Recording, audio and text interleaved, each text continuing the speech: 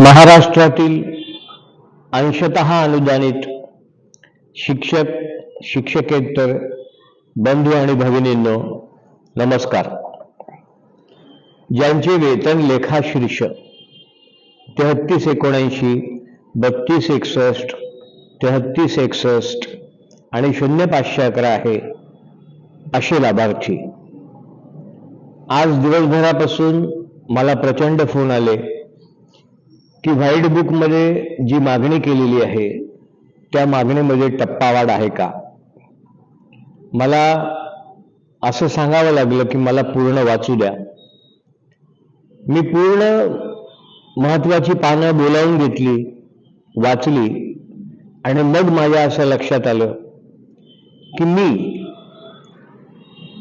एक महिन्याभरापूर्वी SM4 म्हणजे ज्याचे डेस्क ऑफिसर श्री प्रमोद कदम आहेत त्यांच्याकडून जवळपास 840 कोटी रुपयाची मागणी आणि शिक्षण विभागाच्या अर्थ खात्याकडून 680 कोटी रुपयाची मागणी ही टप्पावाढ आणि नियमित वेतनाकरता केली होती.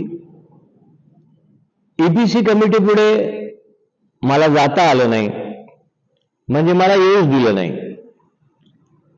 प्रयत्न केला खूप, पण दुर्दैवाने कुठल्याही सभागृहाचा सदस्य नव्हतो, त्यामुळे तो अधिकारी नव्हता.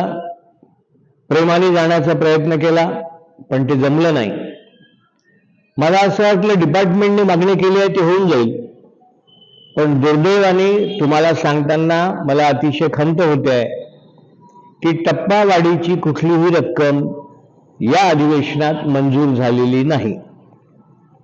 फक्त नियमित वेतन, तेही फेब्रुवारीपर्यंतचं, या 4ही लेखाशीर्षाचं तेवढं मंजूर झालं आहे. टप्पावाढ कुठलीच नाही, जून पासून नाही, डिसेंबर पासून नाही, जानेवारीची नाही, फेब्रुवारीची नाही, अशी आजची स्थिती आहे. आता याच्यावर पुढे रेमेडी काय, पुढे करायचं काय? म्हणजे मंजूर रक्कम झाली नाही म्हणजे शासन देऊच शकणार नाही का? अशातला भाग नाही.